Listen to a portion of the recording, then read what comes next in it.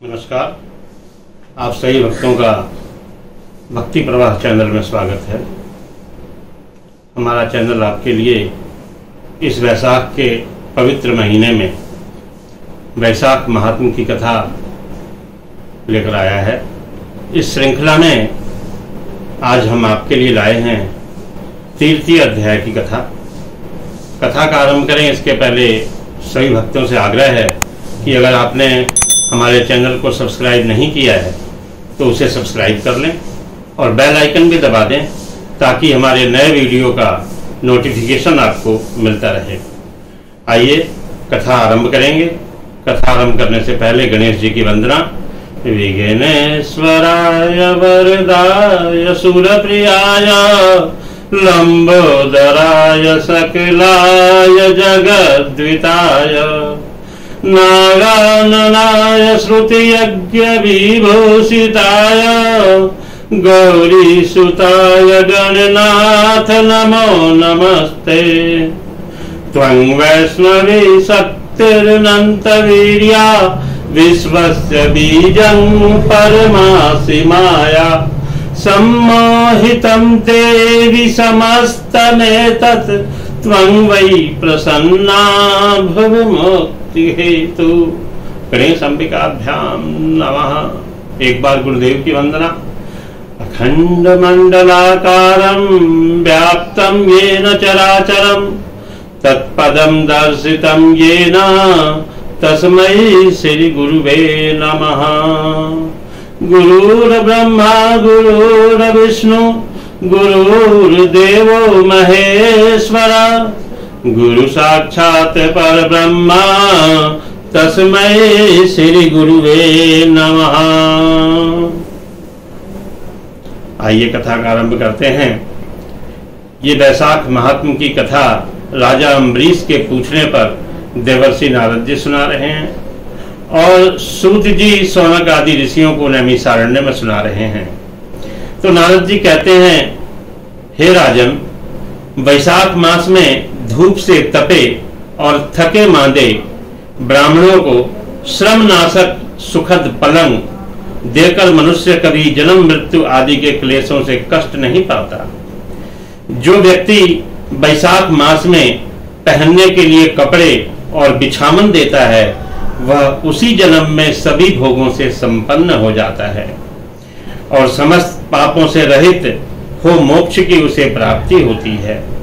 जो तिनके की बनी हुई चटाई या खजूर आदि के पत्तों से बनी हुई चटाई दान करता है उसकी उस चटाई पर साक्षात भगवान विष्णु शयन करते हैं। चटाई देने वाला बैठने और बिछाने आदि से सब ओर से सुखी रहता है।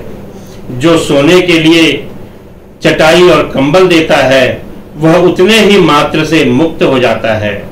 निद्रा से दुख का नाश होता है। निद्रा से थकावट जाती है। निद्रा से थकावट जो व्यक्ति को श्रम करने से हुई हो वो दूर हो जाती है। तो चटाई पर सोने वाले को सुखपूर्वक जो निद्रा आती है उसी प्रकार चटाई देने वाले को जीवन में सुख और भोग की प्राप्ति होती है। धूप से कष्ट पाए हुए श्रेष्ठ ब्राह्मण को जो वस्त्र दान करता है वह पूर्ण आयु और परलोक में उत्तम गति को पाता है। जो पुरुष ब्राह्मण को फूल और रोली का दान करता है वह सभी लौकिक भोगों का उपभोग करके अंत में मोक्ष को प्राप्त होता है। नारद जी कहते हैं कि राजन, जो व्यक्ति वैशाख के महीने में ब्राह्मण को खस, कुश और जल से वासित चंदन देता है वह सब भोगों में देवताओं की सहायता पाता है तथा उसके पाप और दुख की हानि होकर परम आनंद की प्राप्ति होती है। जो विश्रामशाला बनवाकर प्याऊ सहित ब्राह्मण को दान करता है वह लोकों का अधिपति होता है। जो सड़क के किनारे बगीचा, पोखरा, कुआं और मंडप बनवाता है वह धर्मात्मा है। उसे पुत्रों की क्या आवश्यकता।